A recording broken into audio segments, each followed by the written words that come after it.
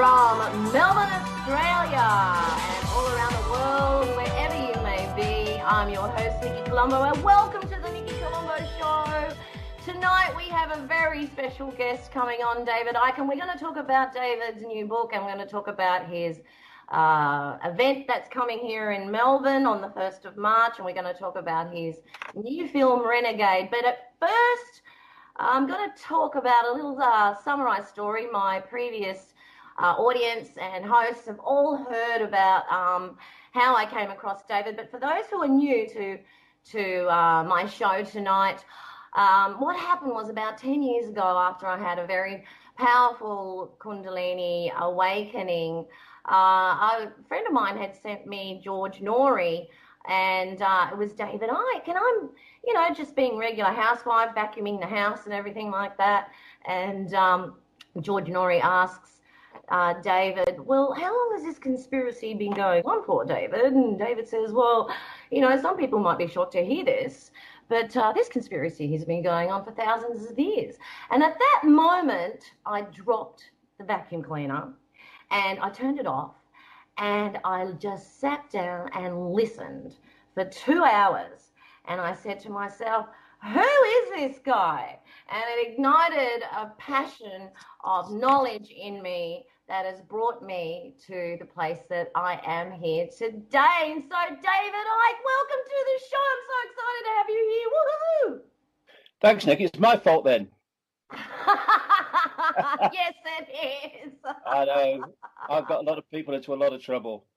You sure have, but I tell you, it's worth every second of it, sweetheart, that's for sure. You've really ignited the world on fire with this amazing awakening that's happening at the moment. And I want to talk about the DNA and the junk DNA that everyone seems to be talking about today. And, do you think that it's got something to do with some more strands of our DNA awakening? Because for those of us who are awakened and had these powerful awakenings, to what it seems to us is absolutely, insanely obvious, is totally oblivious to certain people who say an Australian politician who walks into one of your events and hears you talking about reptilians, and the politician says, what the F is this guy talking about, and walks straight into Parliament and starts talking about draconian law. What do you think, David? Well, if you get the foundation wrong, then everything that comes from that is going to be flawed. Same with anything, building a building, anything. And it's the same with the concept of reality. If we perceive the body, for instance, to be something that is solid, as it appears to be and as we experience it, then we're going to see it and in terms of possibility in a certain way. And if you take the body to be solid, then those limitations on what is possible are going to be massive. And the very understanding of what DNA is all going to be measured and perceived as something physical. Well, what I'm saying, and I've said, all this time, and you've only got to look into the depths of, not even the depths, just the very basics of quantum physics to realize that there is no solidity. We experience solidity, but there is no solidity. It's basically reality is like a computer, the body, and Wi-Fi. And we are interacting with what I call cosmic Wi-Fi, which is the cosmic information field. And of course, when you look at the internet, you have a vast array of possibility, which you can take your computer to and which your computer can interact with. But we choose on the basis of what? Our perceptions, what part of the internet we're going to interact with.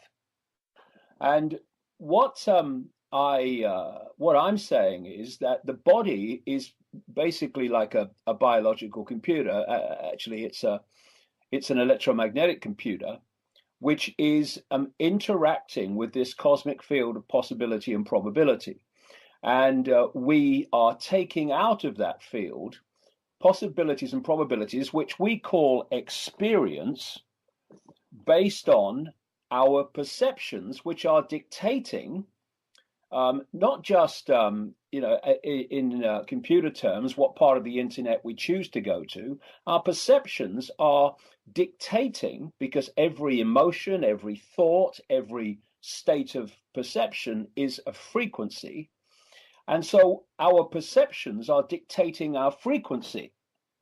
And that frequency is dictating how we interact with the cosmic Wi-Fi, the cosmic field of possibility and probability. So if you have a perception that you are little me and have no power, then you will be operating on a very low band of frequency, a very low and limited band of frequency. Not because you're, inferior, but because your perception of little me, of limitation, is expressed as a frequency. And so you are interacting with the cosmic field of probability and possibility within that band of your perceived limitation. And so you'll live a limited life where nothing much really happens, and there's no excitement and no spontaneity. There's no incredible coincidences tend to turn up in your life. But when you take a completely different self-perception, in this case, like I am not my name, I'm not my labels, I'm not my sex, I'm not my race, I'm not my religion, they are all experiences that the true I is having, the true I being a state of awareness that can be the size of a pea, if we allow our perceptions to be imprisoned like that, or it can be a massively expanded state of awareness. And that is a completely different level of frequency. It's a different frequency in terms of its resonance, but it's also a much wider, a much greater span of frequency. And thus, you then are interacting only because your perceptions are different, not because you're a more special person.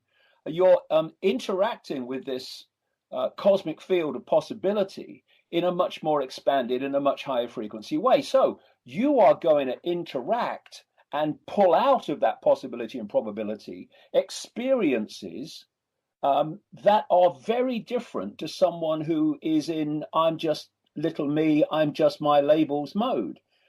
And someone like that is going to have tremendous synchronicity in their life.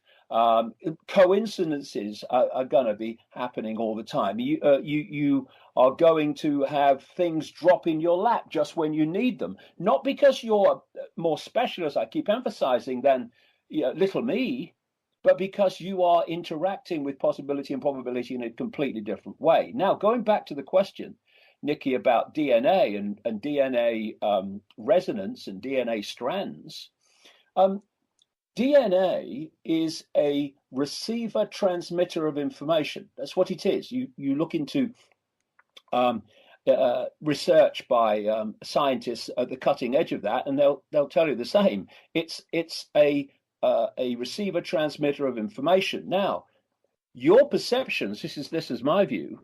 Your perceptions are dictating that frequency, because if you are in little me mode, then the frequencies that your DNA is interacting with are going to reflect that perception, and therefore your DNA basically is going to be receiving transmitting within a tiny fraction of its possibility, its potential, and thus it's like a muscle. It goes to sleep.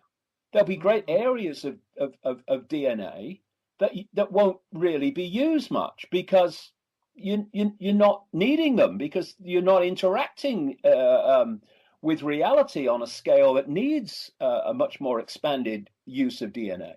But then when your perceptions awaken and your self-identity changes, then that frequency expansion, that frequency, that increase in frequency, then starts to manifest, and the DNA starts to awaken to its greater potential because it's now being activated, because it's needed. And so this is how perceptions and DNA, perceptions and experience and life journey are all connected. And this is why also, just to finish the point, this is why the battle for the few, or by the few, to control the many, is a battle for control of human perception. Because you control human perception, you're going to control human experience because of what I've just described. And this elite I've been exposing for 30 years knows that. And that's why control of perception is everything. And that's why control of information is everything, because we get our perceptions from information received. Absolutely. Now, David, I want to talk to you about something that's pretty serious at the moment, because so many people are awakening at the moment. And from my experience, because a lot of my previous guests, a lot of my audience and everything like that are ET contactees and starseeds, and people who are pretty up to date with what's going on. But a lot of us seem to be experiencing this V2K, which is like a voice to God kind of expression, where when you start to first wake up, just as an example, I was woken up about 5 o'clock in the morning, literally, and I received this communication to go out and take a picture of the moon. And on my little iPhone, and I got this picture, and I'm looking at this picture, and I zoomed in, and I could see all these like pink and purple towers and stuff like that. And what I thought was happening was that I was actually that was a ploy and a trick to gain my trust into thinking that I was actually having communication with my higher self or celestial beings, when in actual fact it was this transmission that was we've worked out later that it's coming from either our phones or the cell towers, or maybe the electromagnetic field that you talk about, where some of this information right now, like when I describe what I'm just about to say, it just brings shivers all down people's backs. But what we've discovered is that there's a group of Orion reptilians actually on Saturn, and when you turn Saturn side on, it actually looks like a 1930s microphone, and they're transmitting these frequencies, or this stuff that holds our DNA down, which is not working very well at the moment, and it gets relayed to the moon, and then the moon relays this frequency fence or something around our Earth in the electromagnetic field to hold the DNA down, which is not actually quite working at the moment. And this is what we're trying to work out, and we're trying to warn everybody out there at the moment, for people who are just waking up, that it's not your actual higher self that you're talking to, that it is actually a transmission coming from somewhere. Have you heard about this V2K, David, voice to skull? Well, it fits what what I've been saying. You see, I've been writing over the years in great detail about the connection of Saturn and the moon, etc., to human perception. Because I say we do actually live in some kind of matrix, some kind of virtual reality. Because it's real simple. What I've just described earlier, we think that the world is outside of us. It's not. The world is inside of us, as we perceive it. I'm sitting here now in my little office, and everything seems to be outside of me, but actually that's an illusion. What we perceive to be the physical world exists in our head when we decode it, just as the internet exists inside the computer when the computer decodes it. If you get a Wi-Fi field, where is it? You can't see it. It's an information field. But you get a computer and it decodes that information field into a form, a completely different form, that we see on the screen, and we call the internet. And people say, yeah, the internet, it's what you see on the screen. Yeah, but it only exists like that on the screen, the internet. Everywhere else, it's electromagnetic field of information and electronic circuitry. And in the same way, we are taking waveform information from this field of possibility and probability, which I say is encoded with this matrix, this virtual reality. And we decode it from the waveform through the electrical, which is then from the five senses, which is then communicated to the brain. And the brain then decodes that electrical information into digital holographic information, which is like illusory physical information. But we interact with the world as if it's physical, because that's the way that we decode it. In the same way, you look at someone who is playing or experiencing one of these advanced video games when they have the gloves on and the headset on and the audio on, and what is happening?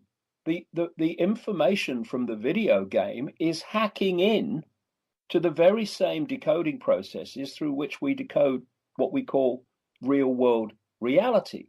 So if we can be manipulated to decode information from, shall we say, a non-natural source, then we just like with a video game, if the frequency is right and the brain will decode it, because the brain is not who we are, it's just basically an information processor, then we are going to experience as a real reality this fake world that's being fed to us. And as I've written in the books over the years, so I can say at great length, Saturn and the Moon, I say, are very much involved in that process, because if you look at the brain, it operates within a certain band of frequency, and it is a processor of information. So if that information is being broadcast externally, shall we say, and it's on the frequency that the brain can decode, then the brain will decode it, just as it decodes anything else, just as it decodes your thoughts, which are what you think. And it creates an electromagnetic reaction in the brain, which then manifests as thought. This is why thoughts are frequencies. And if you can broadcast on that frequency, the brain will decode that as well. And that's how they can get inside your head. And what we're seeing now is more and more technology, a lot of it coming out of China, where they can do what they bloody like because of the nature of the government. We are seeing this stuff coming to light more and more, but it was in my books decades ago. This stuff's not new. Russia was doing this stuff a long time ago. Now China's at the cutting edge of this technology, etc., and America's in there, and Europe, and so people talk about seeing is believing. We can't even do that now, because you can so manipulate videos. You can get someone to appear very credibly to be saying something they've never said. So seeing's not believing now. We have to question that. But the point you're raising is hearing's not believing, and we have a mechanism, a filter called intuition, and that's the level of us that I say is connecting out beyond the manipulation, beyond the virtual reality game, if you like. Whereas the mind, the brain, is of this manipulation. It's of this program. And if we only go with our, if you like, intellect, then that's so easy to manipulate. Because what is intellect based on? It's based on thought. And if you can manipulate thought, you're manipulating the intellect on the basis of the intellect's perception of reality, and therefore from that comes behavior and what we'll do and won't do. But intuition's different. We don't feel it as a thought. We feel it as something in the center of the chest most of the time. Intuition says, I know. The brain says, I think. Intuition says, I know. And if we can, again, open up ourselves to this intuitive level of knowing rather than thinking, rather than working it out, knowing, and it's a feeling, it's a yes or it's a ooh no kind of feeling, then you can filter and walk your way and work your way through this maze that we really are in now, because as we speak, this whole global 5G catastrophe is being rolled out in America, first of all, of course, the great laboratory of the world, and then it's played out after it's been experimented on in America. It's played out across the world. And people think that, the American culture is everywhere. It's nothing to do with the American culture. It's to do with what's been tried on Americans and found to work in the way that desired, and then they play it out across the world. So it's starting in America, but it's coming in everywhere. I mean, I did a lot of talks around Europe last year, and everywhere I went, 5G was on the cusp of being rolled out. And the reason it's so important is the very subject that we're talking about, because I've been, writing for decades about the plan to create a technological sub-reality, whereby they create, put it simply, we live within the electromagnetic field of the Earth. We're interacting with it all the time. If you can change the nature of that technologically, and you can take it over, if you like, technologically, and you can fill it with information from technological sources, then that sea of energy information is going to change. And we're interacting with it all the time. And we're decoding it all the time. And therefore, if you can control that, you can control what people think, how people feel, etc. And what they've been doing now is step by step creating, and they're on the cusp of where they've always wanted to go, a what they call a smart grid. That's why everything's called smart now, where all this technology communicates with all the other technology and creates a grid. And 5G, of course, because it doesn't travel far, requires little boxes down every street on the lampposts and bus stops, pumping this stuff out. And the idea is that this technological sub-reality is all-encompassing, that you won't be able to go anywhere on Earth without being in the field that it's generating.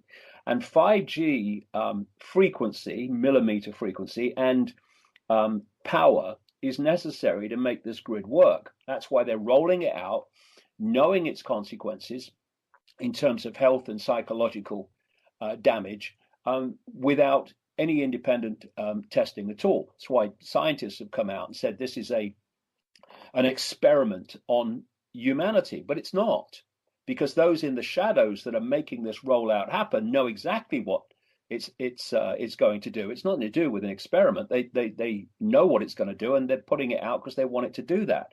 The other part of this is what they're sending up into low and high orbit, and that is 20,000 satellites pumping 5G. That's what the plan is, back at the Earth. And ironically, a guy who's been given the go-ahead in America by the American government to put up over 4,000 of these satellites is Elon Musk with his SpaceX. Now, here's Elon Musk saying on one level that artificial intelligence could be the end of humanity. And at the same time, he's putting these satellites up in orbit with his rockets from his SpaceX operation, and he's putting his own up as well. And he's also started a company to connect the human brain to artificial intelligence. So just explain to me, Elon, if you could, I doubt you could, but have a go, why you're saying that it could be the end of humanity and then playing a major part in bringing it about. And this whole end game is designed to connect the human brain to artificial intelligence, and it needs this 5G grid to do it, because it's all about perception.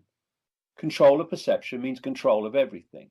So up to this point, perception has been manipulated by controlling information that people receive.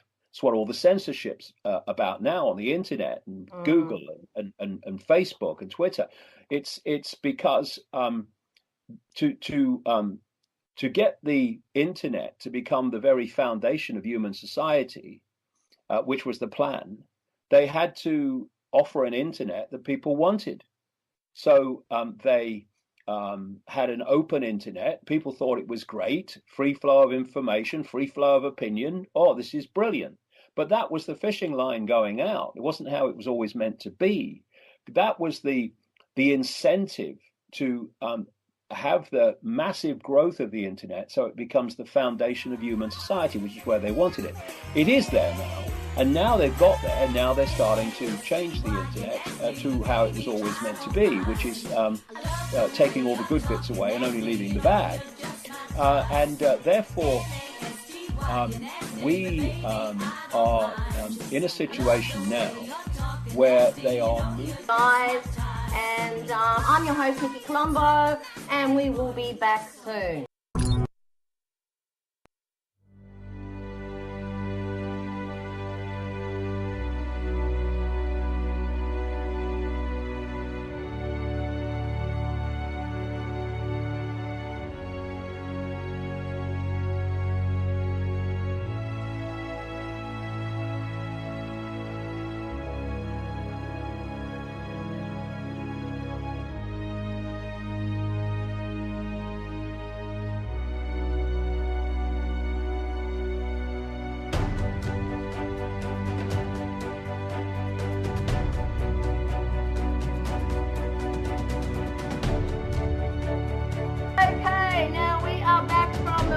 With David, and we're getting into the pinnacle part of the meat and potatoes of what is really going on here, guys. And this is why these radio shows and all the dedication that goes on out there with people like myself and everybody else is so important, because this really is an important issue about how eventually they want to turn us all into soulless robots. And so, David, take it away from where we were talking about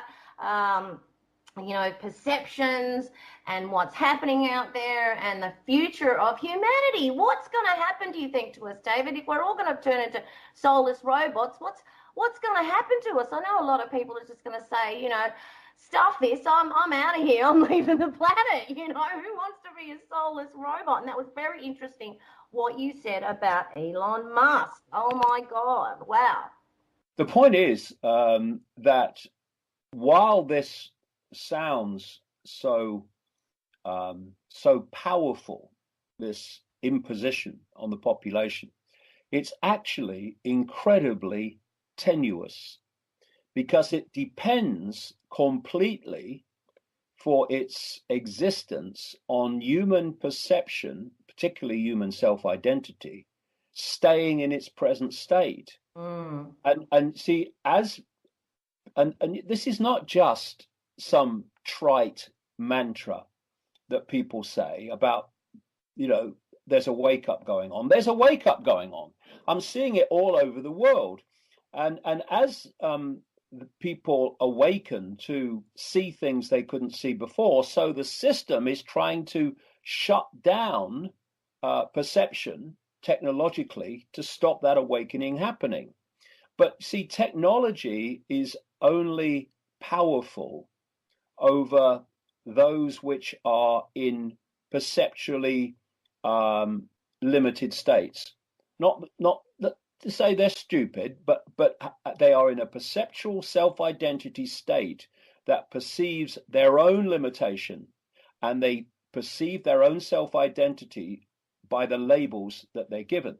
And the labels are very important, because once people self-identify with labels, they're self-identifying with limitation, because the labels represent the five senses. That's what the labels are.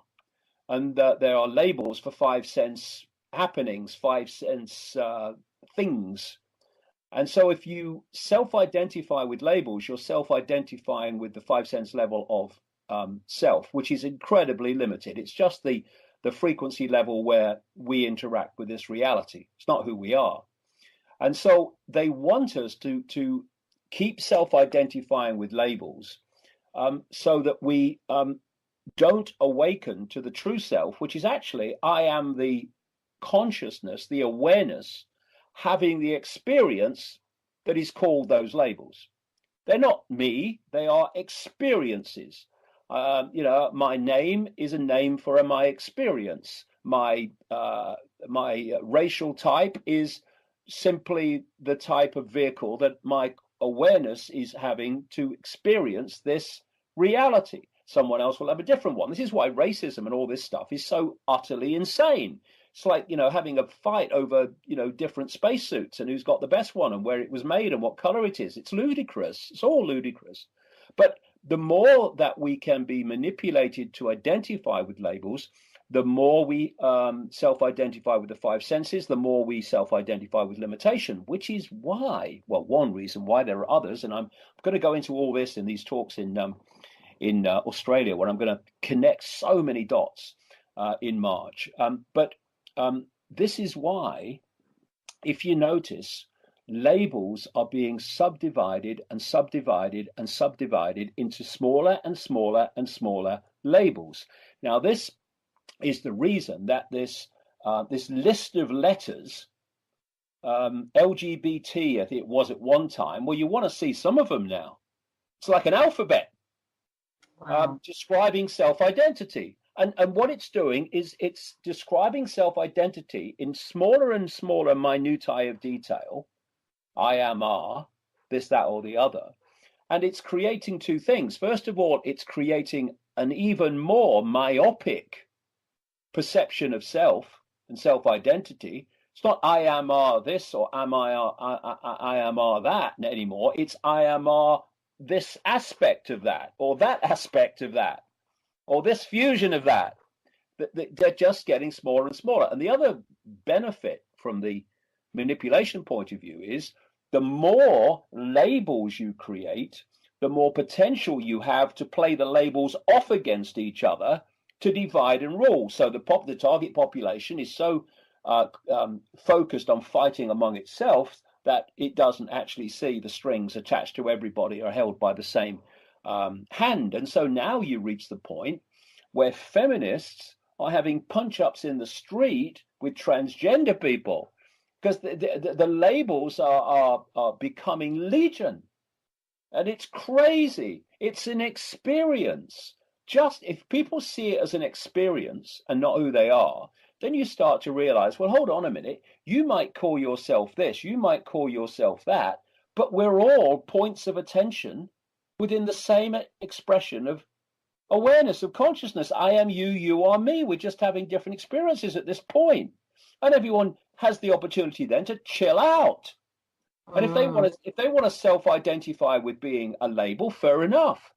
But they don't feel that they need to impose their label on everyone else, and have everyone else run around catering for their label, which is what's happening. And that is all part of the getting the population to control and impose itself upon itself, getting, with political correctness, for instance, the population to silence itself, which is what that's all about. And the labels are key. Got to ditch the labels as a self-identity. Just, have a nice experience, call it what you like, but it's not who you are. And then what starts to happen, as I mentioned right at the start, is as your perceptions start to expand in terms of your self-identity, instead of contract into smaller and smaller perceptual labels, then your DNA starts to get activated in terms of its wider potential for interaction with possibility and probability. And something else happens. It starts to resonate to a higher frequency. This control grid operates within a particular range of frequency. And the idea is to manipulate the population perceptually, and in terms of its emotional state, the more oppression, well, oppression, yes, but the more depression, the more anxiety, the more fear. All these are low vibrational states, emotional states. And when you fall into them, your energetic field and the DNA receiver transmissions fall into these low frequency states. And what they're doing is they're pulling you into their frequency layer on which this technological system works. So when you go through this awakening, truly go through it, not just intellectually, but you become it, then you start to withdraw from a frequency connection with this stuff, with this manipulational reality, this fake reality. And you start to see through it. The world starts to become an open book, and you can see what's going on so clearly when you couldn't before, because you were in the world and of the world. Now you're looking from another level of frequency at this world, and you're going, whoa! So that's what's happening. And the other side of it is it stops impacting upon you. It stops influencing you because it can't make a frequency connection with you anymore.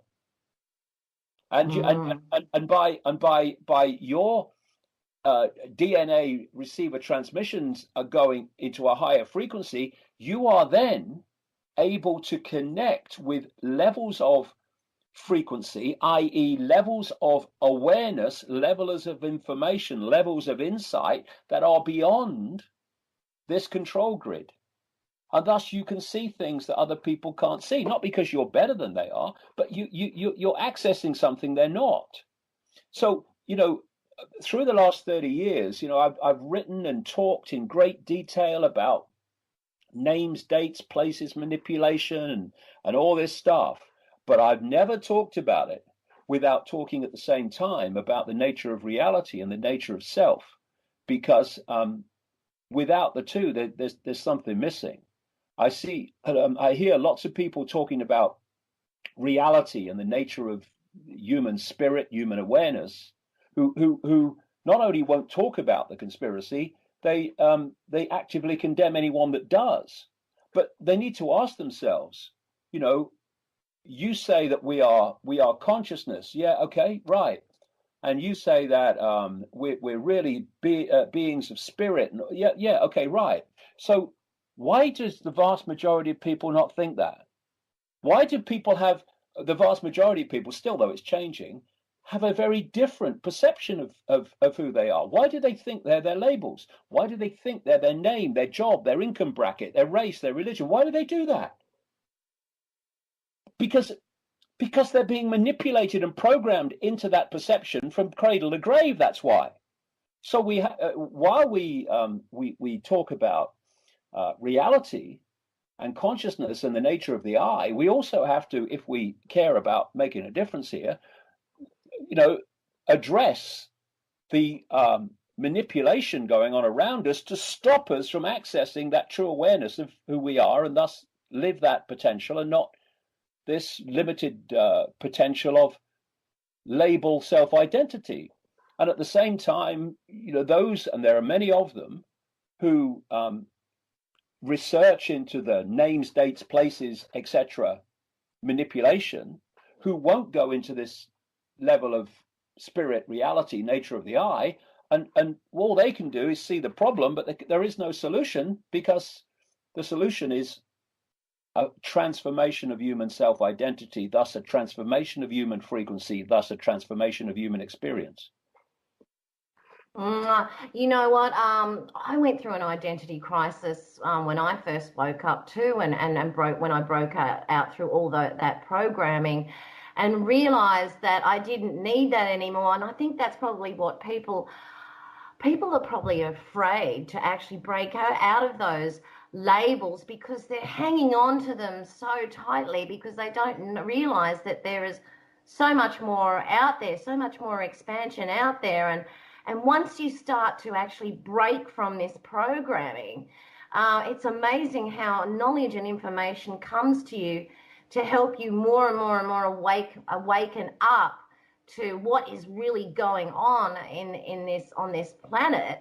And I just think people are just terrified of, and they're hanging on to these identities for so long because we don't know anything else. But there is something else out there. There's so much more out there. This knowledge that you introduced me to, David, and I sprung boarded out into everything, and it just blossomed into a great big flower. It seems to be endless. There is just not enough for me now. I'm always, finding more information new and growing and growing and have, grown with you when you first started. And I remember you said you were, you've come a long way since you've been in the back of a van driving up and down Queensland all those years ago. Yes. How do you feel like when you look back at that? Because David, not only myself from here, I'm speaking for myself here, but everybody else is growing with you because we've seen your videos and read your books and also bought them for everybody else and tried to wake everybody else, red pilled everyone, just buzzing and stuff like that. How do you feel? And now that you've come so far and this awakening is just massive at the moment. I mean, hindsight is a fantastic tool, isn't it? How do you feel right now with what's happening around the world? Is there, is there like highlights there, or is there a pinnacle time where you just go, oh my God, this is really happening now? And what's the rest of the world, going through right now? Is it really full on at the moment? Well, all over the world, wherever I go, people are opening their minds to at least question what they've not questioned before. I've never seen anything like it on the scale. And not only that, the kind of people, what you might call system people, you never thought would change and look at life from a different angle, but they are. So, and one of the things that's happening, of course, is increasingly. See, when I started out, the things I was saying were planned by this conspiracy, this global web. They seemed far out and crazy, and they weren't happening then, but now they are happening. They're being delivered on the television news night after night. And so that has also brought people, because it's now in their face, and they're saying, well, hold on a minute, this is happening. So that's been a very powerful thing. But I don't know if you know, but I went to see a psychic in 1990, in March 1990. It's coming up to the 19th anniversary, not 19th anniversary, 29th anniversary of it. Whatever it is, I'm not great at maths. But the thing that happened is I was having some very strange things happen to me, very paranormal things. And I went to see this psychic simply because I wanted to know if she would pick up what was going on around me. It'd been going on for about a year. And I was working for the BBC at the time.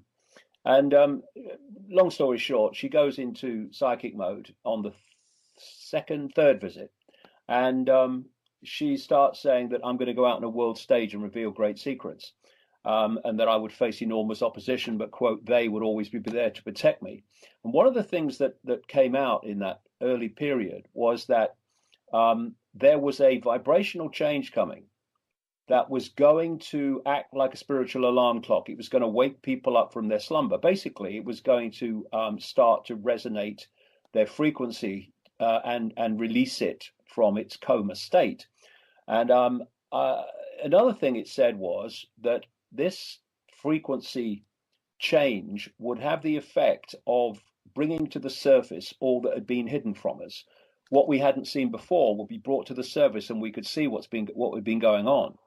Now, of course, in 1990, when I was told this, there was no evidence of any of it. But I mean, look at it now, and look at what we know now. We didn't know 30 years ago. Look at what we know now. We didn't know 5 years ago in terms of what's been happening in the hidden. And so what I'm seeing with this awakening is actually a 30-year later confirmation of what I was told in 1990. that this was going to happen.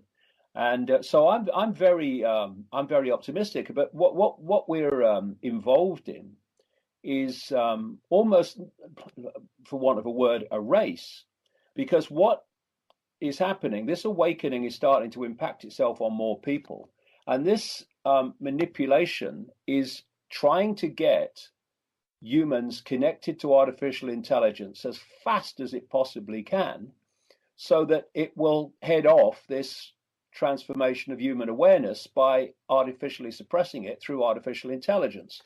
And this is why people like Ray Kurzweil, this crazy man, who's an executive of Google and a quote futurist, is predicting that the human brain will start to be connected to artificial intelligence by 2030.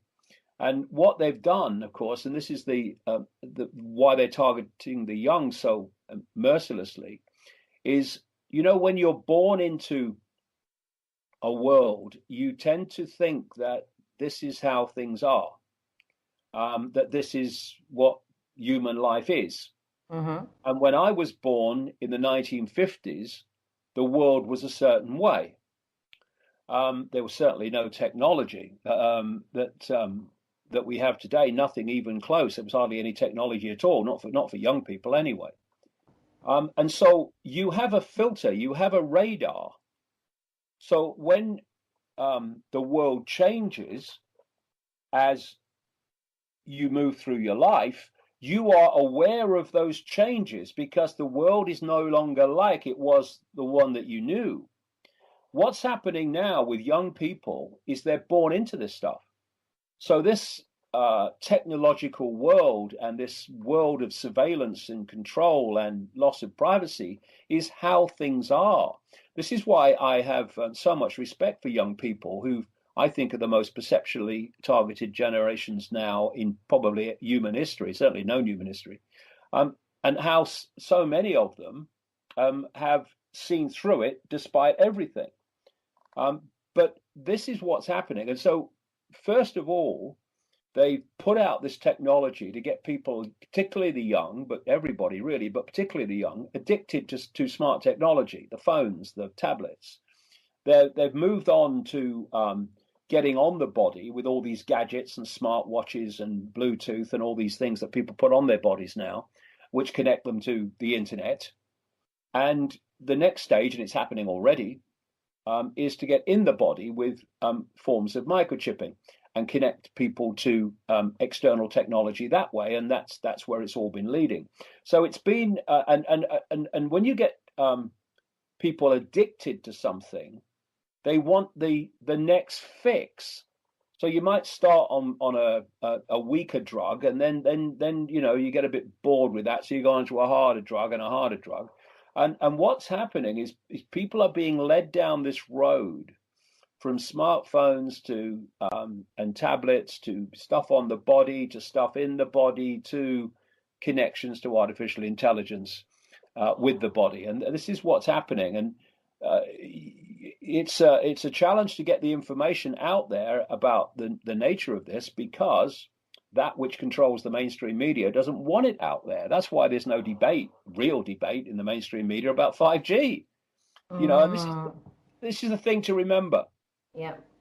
Anything where you are not allowed an alternative opinion is the agenda.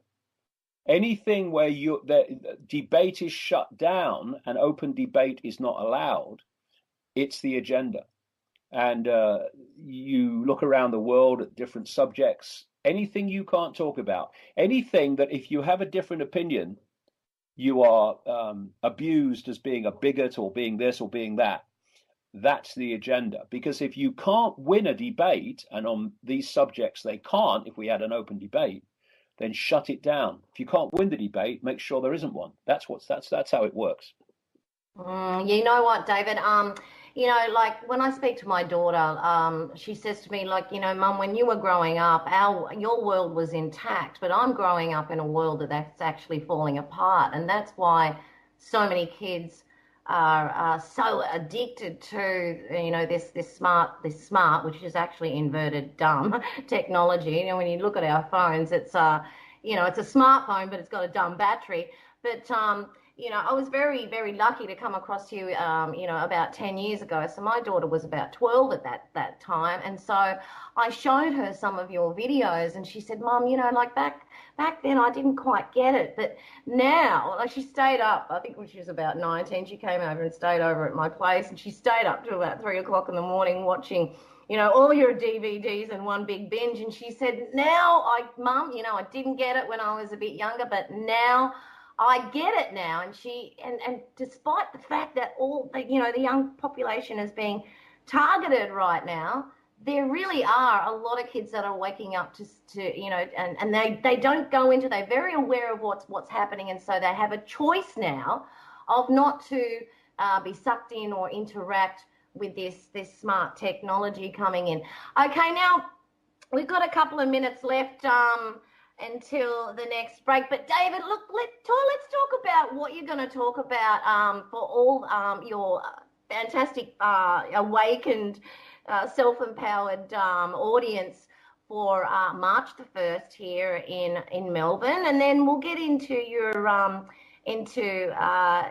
film Renegade. What's happening with that? So what's the audience going to what are you going to talk about at the event on March the 1st when you come here in Australia? Yeah, I'm coming to Melbourne on the 1st, and then I'm doing Adelaide and Brisbane, Hobart, which I've never been before, and Sydney as well. And basically, I have 4 hours, and so. So you cut it down, sweetie. Oh, that's good, because yeah. those 6 hour ones were amazing. It's an evening event. You know, yep. It starts about, I don't know, 6:30, 7:15, and finishes at 11. And in that, and a secret location, I might say, because I'm coming to your event too, sweetie. I can tell you that right now. That's a long story. Why we have to do that. I bet. It absolutely shows the fact we have to do that. And I'm a member of no organization. I'm a member of no movement, and the lengths they try to go to stop me speaking in public is just ridiculous. So that tells you something, Niki. It tells you where the real power is, and it's not with this system. This system's power comes only from the population giving its power away to these few people through various means and institutions. So I'm going to, over that 4 hours, do a massive wham, bang, bang, bang, bang exercise in dot connecting, which is going to connect an enormous number of subjects that apparently have no connection whatsoever. And I'm going to build a picture of the world where things that subjects, happenings that people think, well, what's that all about, become perfectly obvious. That's beautiful. And what a beautiful way to end tonight, David. David Icke, thank you so much for coming on this show. I've waited so long to talk to you. It's been absolutely fantastic, your information.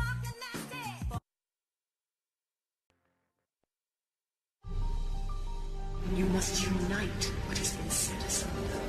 We are TFR, Truth Frequency Radio.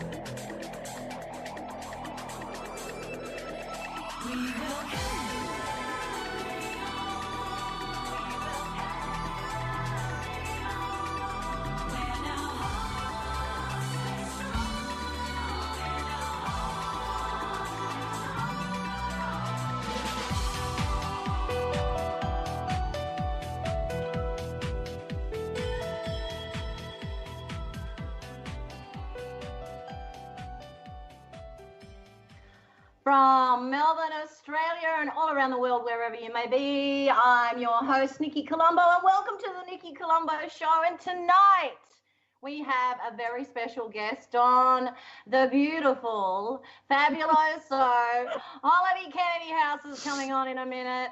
She is an ET contactee, and she also has a lot of experience behind the music scene. So we're going to get her to talk a little bit about that tonight. I think it's her grandfather taught Eric Clapton how to play guitar, and I think one of her aunties was in Fleetwood Mac as well. So just before we bring Holly on, I just want to mention today, guys, that on my website, nikicolombo.net, NIKKICOLOMBO.net, I have my ebook, Super Conscious, and it has lots of healing tools and techniques for star seeds and people who are awakening.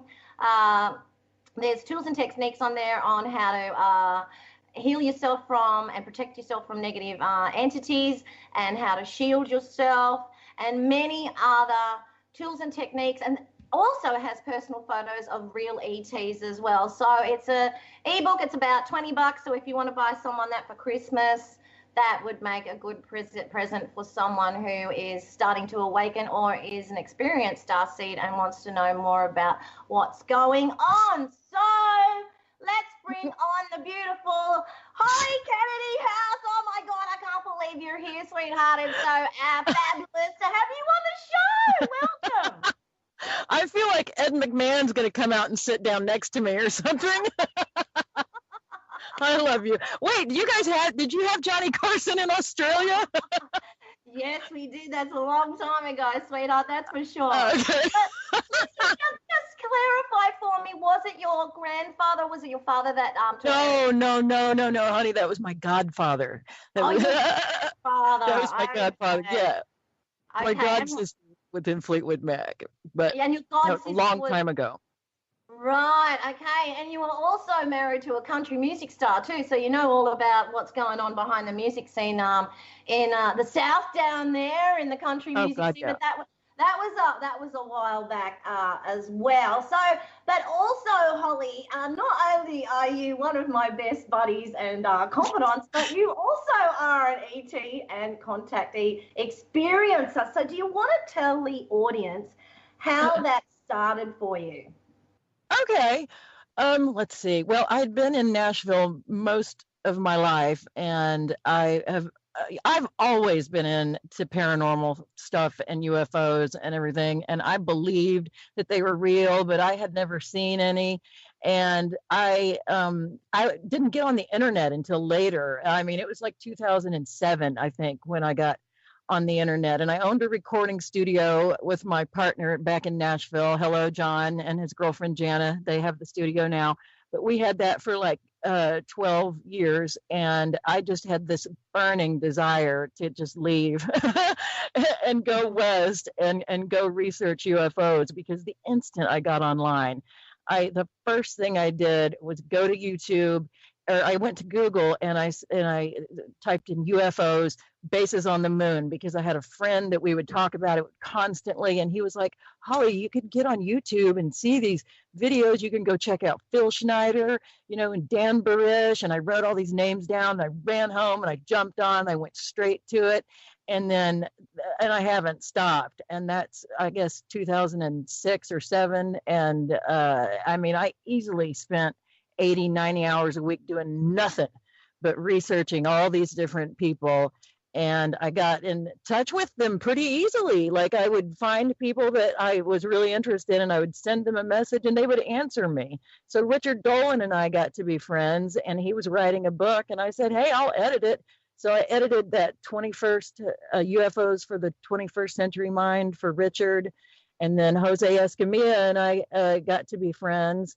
And I was an associate producer on his Celestial thing, and my partner at the studio did a good part of the music for that documentary, and it just kept going. And so I don't know, it's like I went into autopilot, and I knew I just had to leave, so I just picked up and moved to Colorado because I had some friends out there that were researchers and experiencers and everything. And so I got out there, and one day I just said to my friends, I said, God, you guys, I feel like I've seen every UFO story there has ever been, and I just need another case to research. And they said, have you looked into Jonathan Reed? And I said, no. And so I went immediately to my house and listened to his last Art Bell interview, and it blew my mind. And then I watched his Rendlesham Forest talk, and it further blew my mind. And so a few weeks later, I asked my friends if they would tell him that I'd like to be his Facebook friend, because there's a process you have to go through to be his Facebook friend, because he has a lot of security. Yeah. And so it took a couple of days, and they let me in.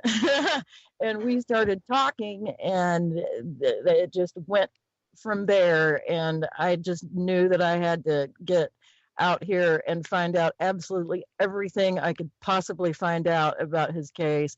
I got his book. Oh my God, I've gone through this case upside down and backwards now for 3 years straight.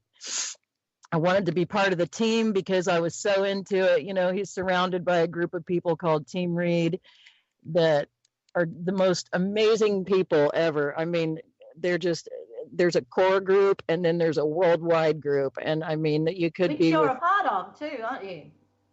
What? Which you're a part of, aren't you? I am a part of now. Yes, absolutely. But I went into boot camp. I tell you what, Cole, Jonathan's right-hand man, God bless him. I love you, Cole, if you're listening. But he trained me, and he's a tough cookie. I mean, it took me 2 weeks to get him to even crack a smile. I mean, he's serious. You know, he's the most serious person I've ever met in my life. But he taught me.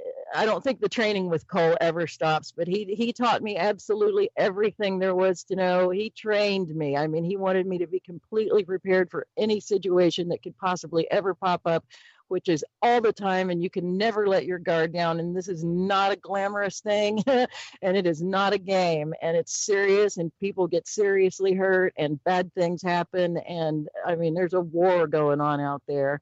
But I taught Cole a lot too. I taught him patience. And how to laugh. I'm a handful. But and how to laugh too.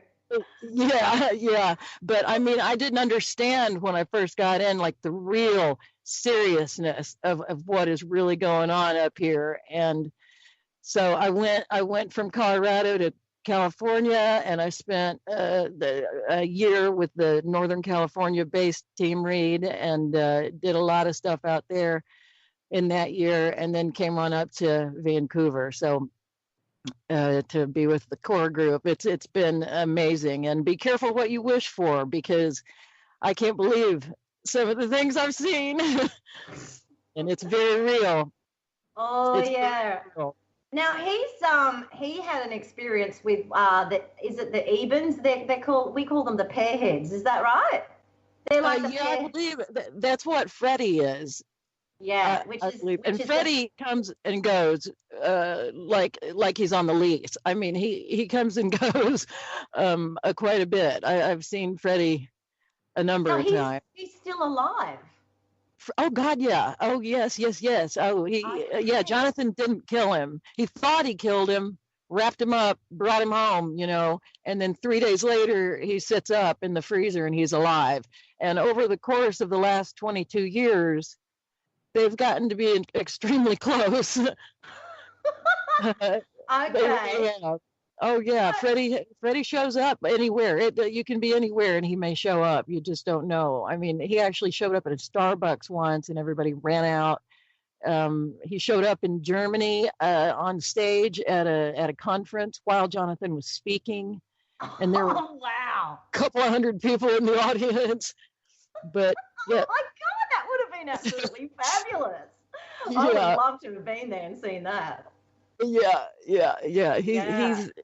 I'm not. He's very. They're very connected. I mean, I think that they have put something in Jonathan, you know, to where they always know what he's thinking, where he is, what he's doing, because Jonathan has an amazing amount of protection besides his team.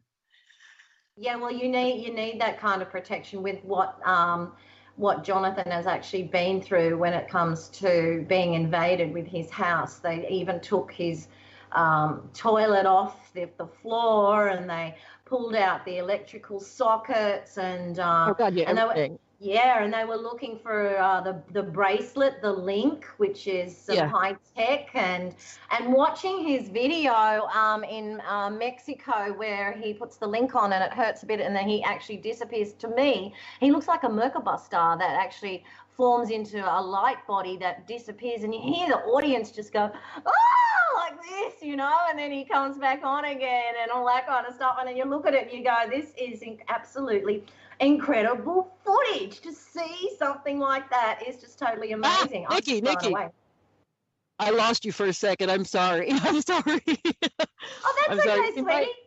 No, we might have some issues because I get hacked all the time. They love to shut this stuff down. Yeah, of course they do. But what I was talking about is how they pulled off the toilet, and how they went into the electrical sockets and everything like that, and they were looking for the link bracelet, and how Jonathan went to Mexico and actually demonstrated the link bracelet on Mexican TV with Jaime Maussan, a well-known UFO researcher down there. And he disappears into, like, to me, it looks like he disappears into a Merkaba star or a light, like a light body, and then he disappears, and you hear the audience just go, oh my God, you know, and then he comes back again and he materializes again. I mean, that is some of the most amazing footage that I have ever seen. You know, I mean, it's some of the most incredible footage. You guys have got to get out there and check it out. It's absolutely incredible. So the link bracelet, he gets asked all the time, and we're not really going to go into that because, you know, because of security reasons. But it's okay, because I don't know where it is and he doesn't know. Well, you know, you have to go through a lot of people to get to that thing, and it's nowhere near us.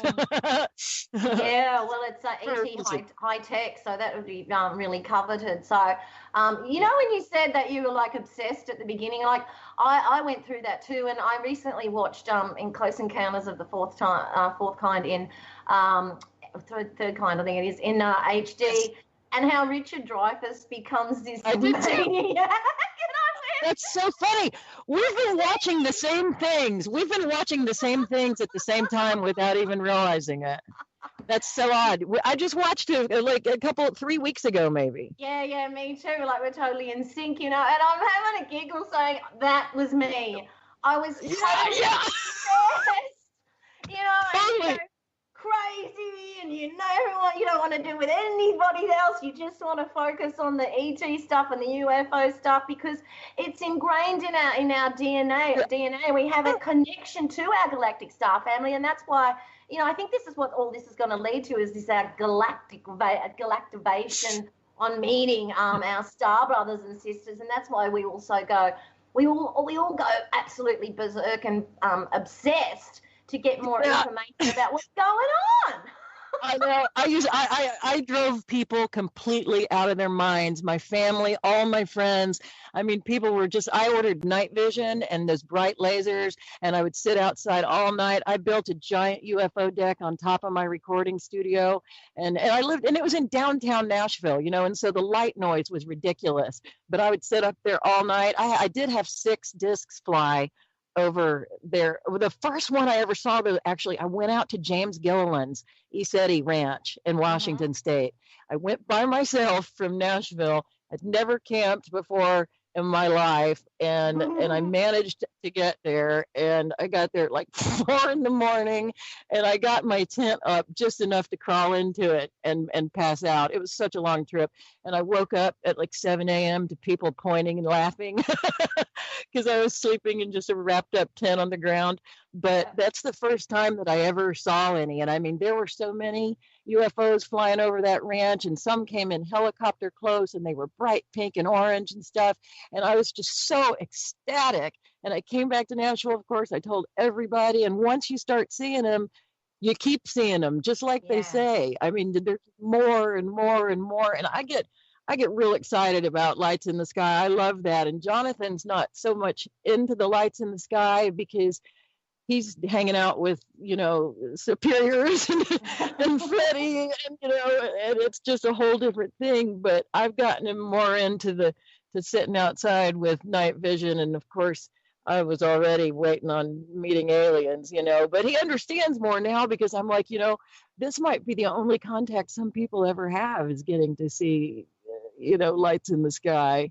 Wow, we had one overhead one night. We had one overhead in Vancouver one night the size of a Safeway, and the dog saw it first and barked, and it was there for like 3 or 4 seconds and bright green, and then it was just gone. I mean, it was huge. Into the sky? Yeah, it was great. Yeah. It was awesome. Yeah. I was on the road once down in Key West. The BMI, Broadcast Music Incorporated, has a songwriters week once a week in Key West. And so my partner at the studio played for this really big time country singer.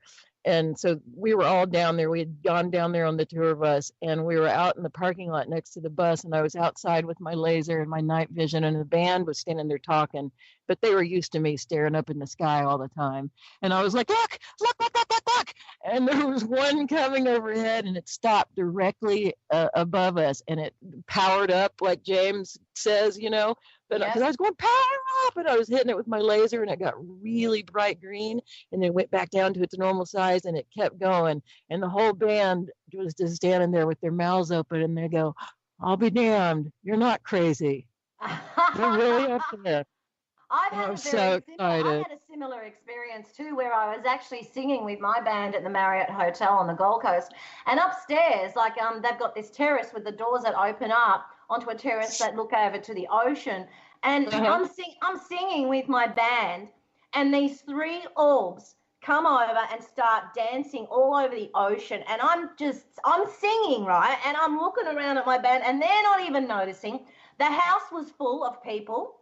And here I am having friggin' contact while I'm on stage singing, and nobody saw it except me, right? No! Are you freaking kidding me?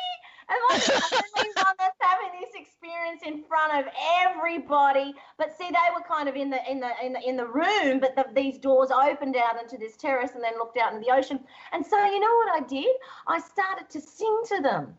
And we started at the beginning of the night was we do soft songs because soft dinner music and stuff like that, and bring it up a little bit up tempo later on. But I started to sing to them, and they started to dance to the rhythm of the songs that I was singing. They were swirling around, they were bopping around and stuff like that.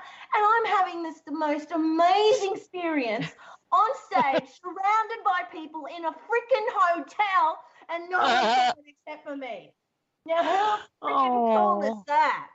That's super cool. Shit up, I mean, yeah, you can't.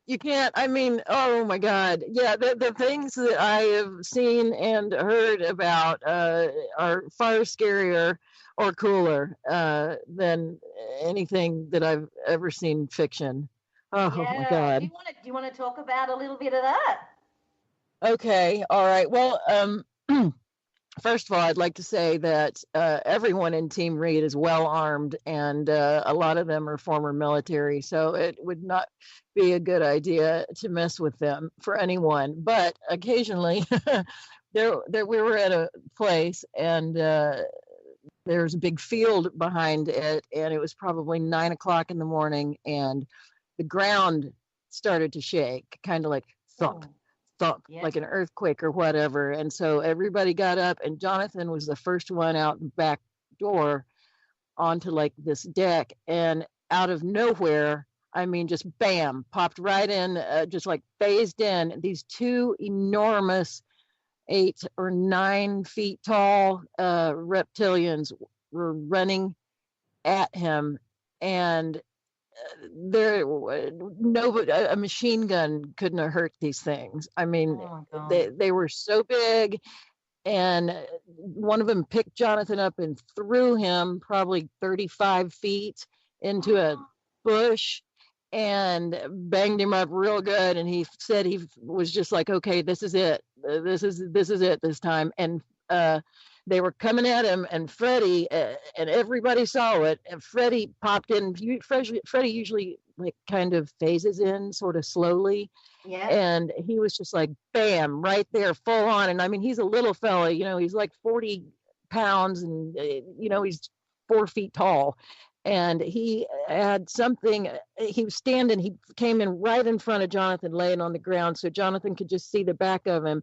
And but the team was on the other side, so they could see what Freddie did. And Freddie had something on his wrist, and it was like a blast coming out of a fire hose of some kind of laser energy weapon. And little Freddie fried those two guys into the most horrible smelling pile of just demonic whatever on the ground, and they had on weird, like, leathery toga looking things, and it was a mess, but they made horrible screaming sounds, and everybody was so traumatized by it. I mean, because there was nothing anybody could have done, you know. And talk about PTSD. I mean, oh my God. Anyway, I just don't know how people, I don't know how they've gotten through this. We have so much to narrow down to put in this book, you know, the 22 years of stuff. But that wasn't that long ago. That was within the last year. So. And your book, what's your book called? Are you editing it at the moment? Yeah, we are. We're just trying to narrow down, because there has been so much stuff. I mean, my God, we could write a library, and so it's hard to pick which ones are the most important. You know, I want to say something else too. I want to say something else, because these trolls, and you know, there's all kinds of levels of the dark side, from just the idiot trolls that are like a gnat in your face, to way on up to truly dark and part not even human dark, you know. Yeah. But these websites they make, and these fake pages and everything about Jonathan, where they say he's not a doctor and stuff. Okay, he lived in Seattle his entire life until, you know, he had to run. So, I mean, and he was a prominent member of the community. And so you can't go anywhere in Seattle with him without somebody seeing him and being, Dr. Reed, Dr. Reed. And we had to take somebody to the hospital one night, and this guy runs up and he says, Dr. Reed, do you remember me? I was your intern when you were running the psychiatric ward at the University of Washington Hospital. And he remembered him because he's got a great memory, and and that happens all the time. And he walked me through the neighborhood he grew up in, and all the people that are still alive there knew him when he was a kid, knew him when he was doing his 16, 18 years of undergraduate and med school and all that. And I mean, I've met dozens and dozens and dozens of people that knew him before and during and after they took everything away from him. So.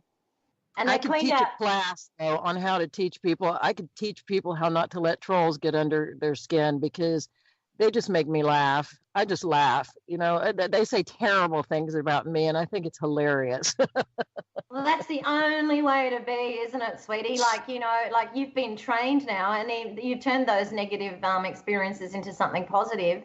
And now you're highly trained in like the computer side of it, with dealing with what's real, what's not, what's trolling, what's not, and all that kind of stuff. And they also cleaned out his bank account too. I mean, all these things. Oh God, yeah. Yeah, that a very large bank account. Yeah, and like these things, like why would someone go ahead and go to that extent if what was happening wasn't real? And I know that a lot of people, like myself, always get questioned about your own experiences with these teas, but they're my experiences, and I don't give a damn whether someone believes me or not. They're my experiences, and no one is going to take that away from me. I know you have the same kind of, attitude Absolutely. to that as well. Yeah, because you go out with your night goggles, and you told me you saw a whole armada of ships just recently. So we've got about a minute until the next rock and roll.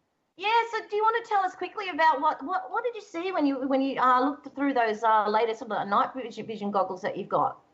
Okay, I'll start this, but we may have to finish it after the break because it might take me a few minutes.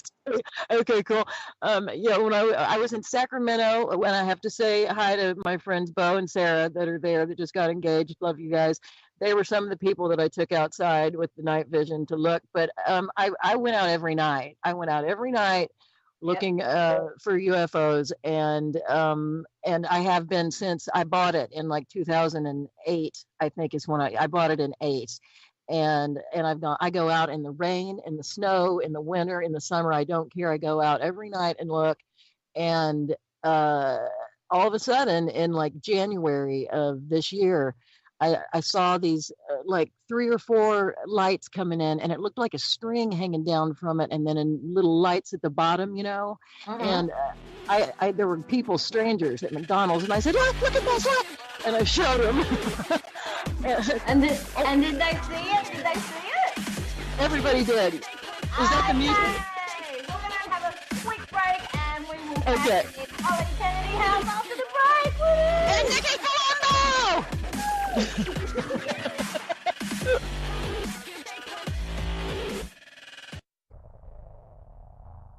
Real people, real radio. Wherever you are, make it TFR. Truth Frequency Radio.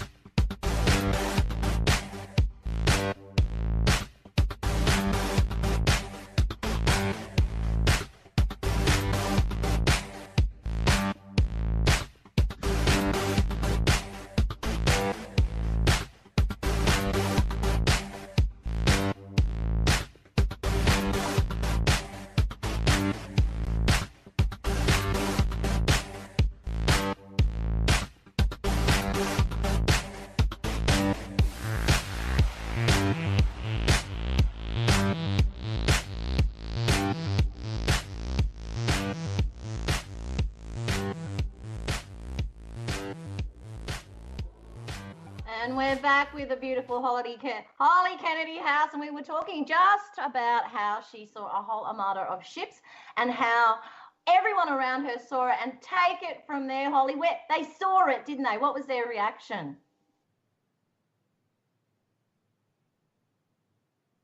Holly?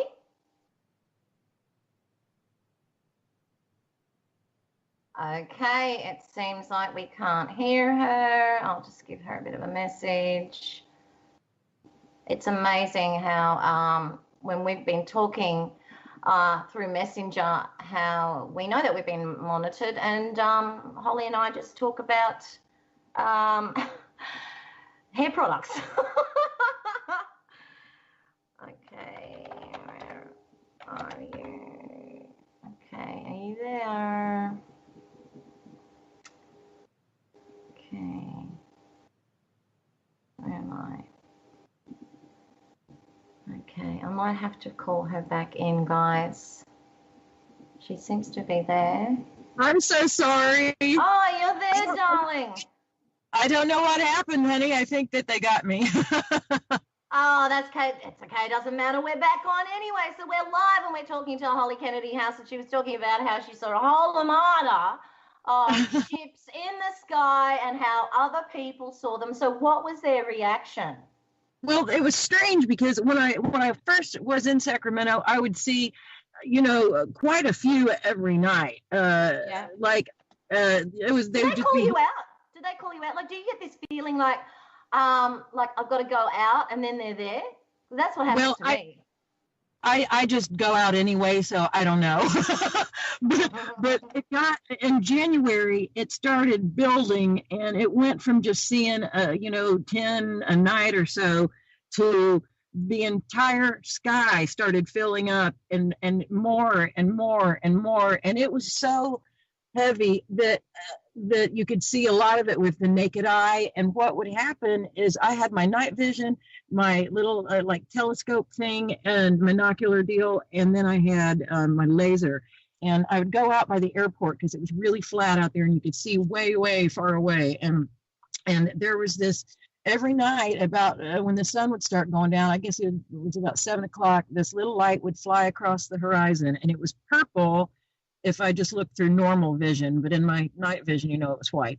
And there would be tons of little orbs flying out the back of it, and it would go all the way across the horizon, and it would pass one, doing the same thing coming from the opposite direction. And just thousands and thousands and thousands of these things were popping out the back. And I went into the cell phone waiting lot at the airport and showed everybody there, because there were all these Uber drivers standing around polishing their car. I showed the security guard. I mean, and because they would start floating together, and then they would start forming these like triangles, like these 5-point triangles. Yeah. And then triangles would make bigger things, and then they would start turning and just floating up. And so by 10 o'clock at night, it was just a soup of movement. I mean, there was nowhere you could look with my night vision that you couldn't see something moving and forming into something else. I watched them build animal shapes in the sky. I watched them build like the whole wing section of a bird, and then they flew in the body and the head and the beak section and mounted it across the wing section, and they would build it every night from 7 to 8:30. It took them an hour and a half. And I mean, this went on. I left there 3 months later, but Jonathan came down a couple of times during that and got to see all of it. His co-author, Robert, was there and got to see all of it. But I mean, I took police officers, homeless people, anybody that was in a parking lot, and I showed everyone, because it was impossible. And it was as far as the eye could see. Thousands and thousands of little triangles, and then they would form these strange like towers, and they would go up as far as you could possibly see, even if it was just triangles stacking on half circles, stacking on more triangles, and they would change shapes too, right there in midair. They would change from one animal to another animal shape, and I just I was completely amazed. I couldn't go in. I would stay out every night until the sun came up. And when the sun would come up, most of them would start going off to the west. And then they would come back in when the sun went down at night. What is that? I don't know. Maybe they've got somewhere else to go to put on another show for someone else is calling them in, because you can call them in, once you've connected to them, it's like Dr. J with Freddie. He's got that telepathic communication where you just kind of know, because I get that feeling too, where they say go outside and go outside, and I get this impulse to go outside, and sure enough, and I live near the city of Melbourne, and so they're coming straight towards me, and then they either shoot up into straight up into the stratosphere, or they go to or they shoot off into a 90 degree angle. And like I used to go and run and try and get my torch and everything like that, which ended up having no battery in it anyway. And I said to myself, I don't need to do that now. They know who I am, Yeah, they know who you are, darling. They know who you are by now. Oh my God. They know who I am. I mean, I used to sit in Tennessee and wait for days, and I might not see one. And it happened every single night. I don't know if it's still happening down there. I haven't been down there in quite a while now. In Vancouver, it's starting to happen, but it's a lot slower, and it's not, I mean, the whole sky, the whole sky. I mean, I've just never, ever, ever seen anything like this. There really seriously was nowhere you could look. They even made a snake. It went from east to west, and I couldn't see either end of it, but it would change its stripes. Like, how synchronized swimmers do. Some of them will go down and some of them will go up. Like some of the little dots would fly further away, and some of them would come closer and get bigger, and then it would change its stripes. And then it would change them again, and it just kept doing that. And I mean, I was completely sober too, might I add. Yes, we always get questioned whether we're of sound mind when we're looking at this stuff, don't we? Yes, I'm not eating any mushrooms or whatever. Okay. So tell us, what are your other highlight experiences that you've had that are probably going into the book? Oh no! Oh gosh! Oh, you can. Oh man, yeah. I'm sorry. I'm not. Jonathan's not sitting right next to me, and so I can't. I don't want to make a mistake. I don't want to tell too much. Oh, that's okay. All right. Well, what about the personal stuff that you haven't, that's not going in the book that you can share with us? Have there been any like apparitions and stuff like that? What does it look like when Freddie comes in? Does it shimmer? Does he come through a portal? Or what does it look like? We have a whole new respect for Freddie since he showed up and took care of business that day and seriously saved everyone's life. Although it didn't seem like those reptilians wanted anything to do with anybody except Jonathan. They were coming straight for him. Oh, and I forgot to mention, after Freddie killed him, he turned around and he put his hand on Jonathan's head for a minute and just looked at him. And then he just went bam and he was gone. But we have a whole new respect for Freddie because we had no idea that Freddie could, we didn't know was able to do stuff like that because he was always so quiet and shy and curious and everything. But Freddie can show up and kick some ass, basically. He really can. But normally he kind of phases in slowly. And then he's there from, a couple of minutes to 20 minutes. Or sometimes he doesn't even show up physically. You can just smell him. And what's he smell like? Well, I hate to hurt his feelings, but he kind of smells like rotten fruit. Yeah. He's sorry. Okay, because I've heard that some of the biological ones, the smell of burnt cinnamon. I've heard that. I've heard that. Yeah. Okay. That's an absolute classic. So basically, what's happened is that he has forgiven Jonathan for that episode, and Jonathan's forgiven him for that episode, and so there's a newfound insights into a lot of people who have had ET experiences because they were really frightening at first. And then, you come to a new understanding of forgiveness. And I think I talk about forgiveness all the time, that forgiveness is a light technology that can change your DNA code, which makes room for all the good stuff to come in while, we're ascending because we're getting rid of all our emotional stuff. And I think Jonathan's case is probably one of the biggest lessons when it comes to forgiveness on both sides. That is one of the most incredible insights and a new understanding to come to, isn't it? Yes, yeah.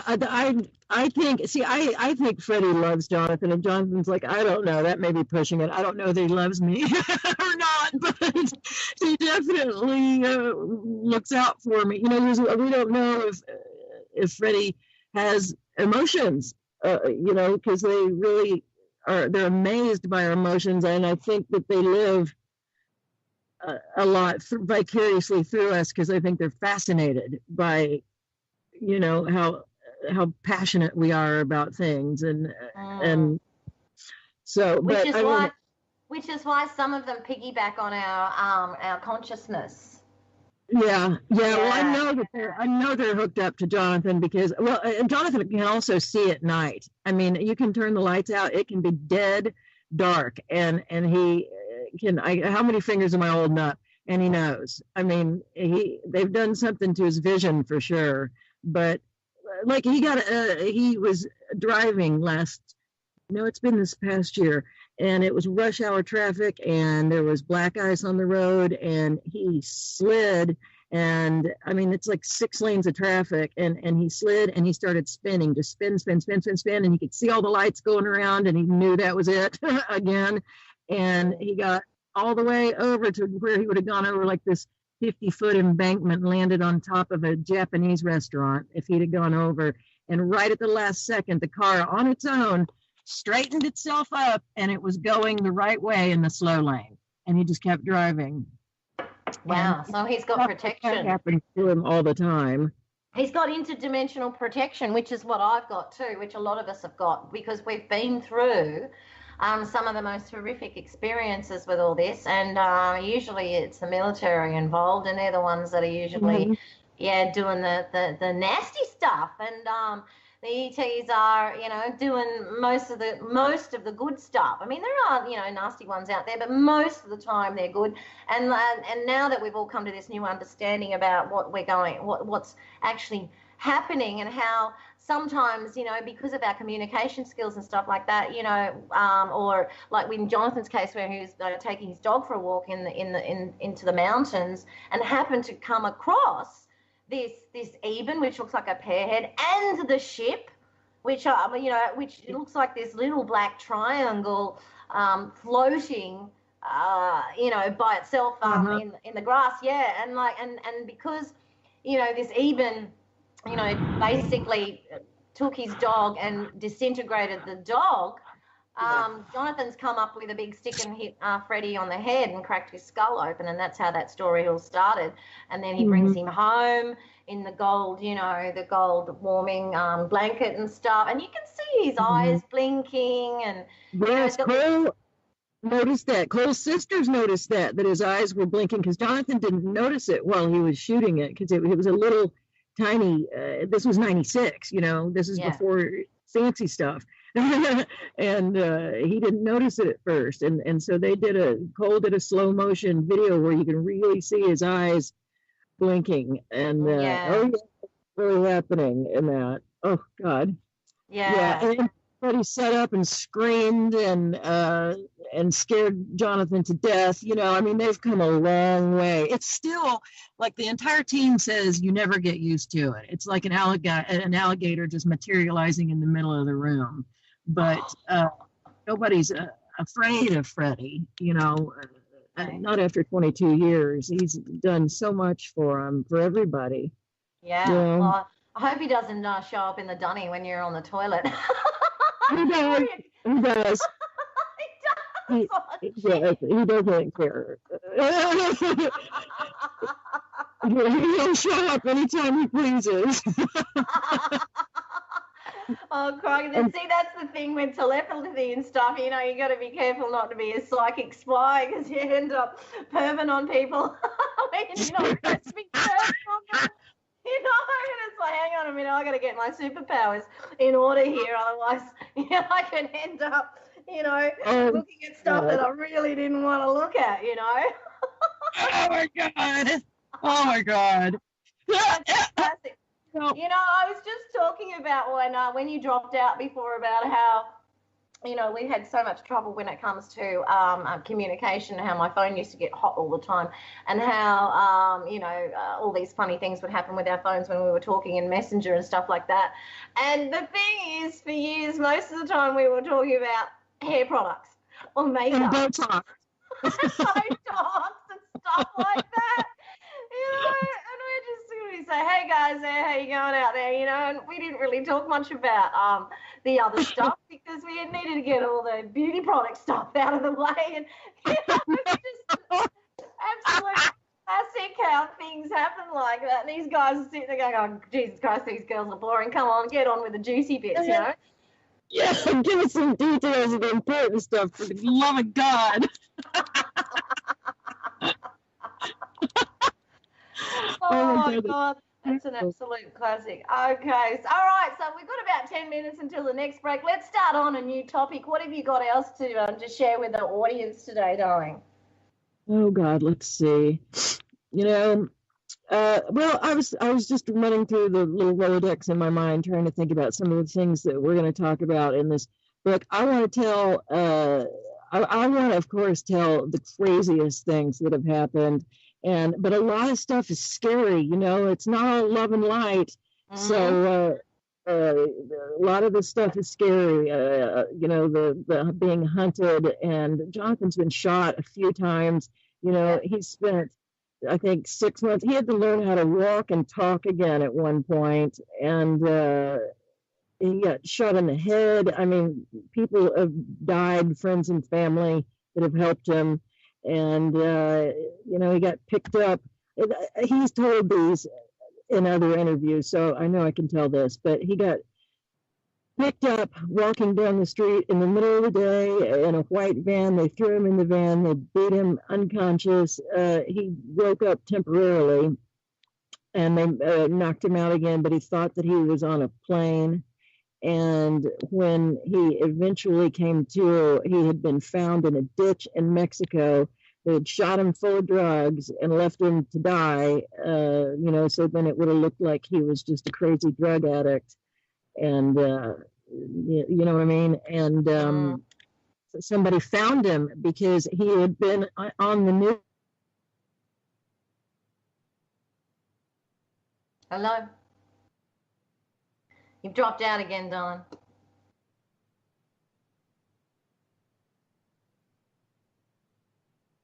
You've dropped out, baby. Out. And there are no surprises here, guys. Bottom tooth and put it back in. Okay, darling, we had you dropped out for about 3 minutes. Just take it from the part where Jonathan was picked up in Mexico. Oh, okay. All right. A family found him in Mexico and nursed him. Because he was on the news or something? Oh, she's dropped down again. Yeah. Damn it. Don't you just love that when that happens?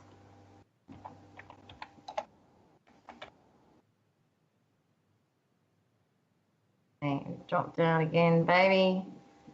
Here we go. Are you there? You got that again. Yeah. They're hacking me. I know they are. God. Okay, so he was on the news and a family picked him up. Oh, no. He had been on the Jaime Maussan show. Oh, okay.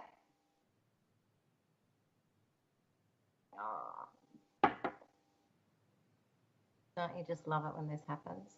It's the full moon tonight, guys, too. And it's the summer solstice. Have you been feeling those energies? Yeah.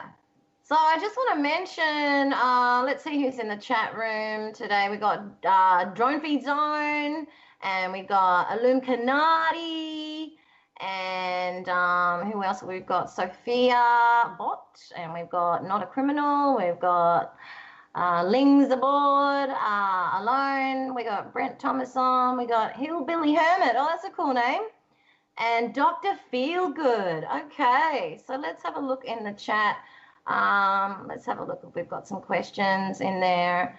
And oh my God, okay. Okay, just bear with me, guys. Okay, Nikki, did you guys see the breaking footage from third phase of the moon showing 2 camera angles of what looks like a revolving pyramid craft over the Pentagon? Wow, no, I haven't seen that, but that sounds absolutely fascinating. What are the results of that, guys? Did they all go into a panic or something, or what? And was it ours or was it theirs? See, that's the thing. With some of these, craft, it's very difficult to decipher whether they are from ours or not. And I just want to explain tell you guys one of my experiences about seeing one of those big black triangles. It looked like it was actually waiting for me when I was picking someone up from the airport.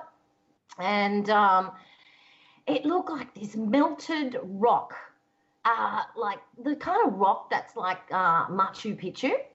And it was, it's got to be the size of a football field. And I missed the turnoff because I was looking at it, and I just freaked out. And I thought, my God, this is absolutely incredible. I was actually picking up a ET Contacee and Starseed from the airport and seeing this huge, it was very late at night too, there've been so many storms and stuff like that, so there was hardly anybody on the road. And we were going across the overpass, and this huge big black triangle, it looked like this kind of, I think they're called a black manta? Black manta, yeah, because they look like those, those big praying mantis in the ocean. And it was just hovering there. It was the biggest thing I'd ever seen, and I absolutely freaked out. I missed the turn off and started driving somewhere, off the highway, and I came back and it was still there, and I'm looking at this thing going, holy God, this is so close. And then I looked back. I look back in hindsight now, and I did a little bit of research and I found out it was called like a TRA, and it was actually back engineered ET technology. So to me at first, of course, it looked like, you know, ET, but it wasn't until I did some research that I realized this was back engineering technology. So this is why it's so difficult to work out whether something is from the military or from the ETs itself. And that has got to be one of the most profound experiences that I've ever had, because it was so close, and because I got this terrible feeling that it was waiting for me there, because as soon as I kind of, you know, crossed the bridge, I happened to glance up and bang, it just materialized right in front of my eyes. And anyone that's actually been to SeaWorld on the Gold Coast, there's a ride there that you go through the water and everything like that, and you look through this glass and you actually see this hologram of a huge spaceship. And then as you go past, you see this spaceship disappear like a hologram. And I thought, how do they do that? You know, I mean, back then I didn't understand holographic technology, but I do now.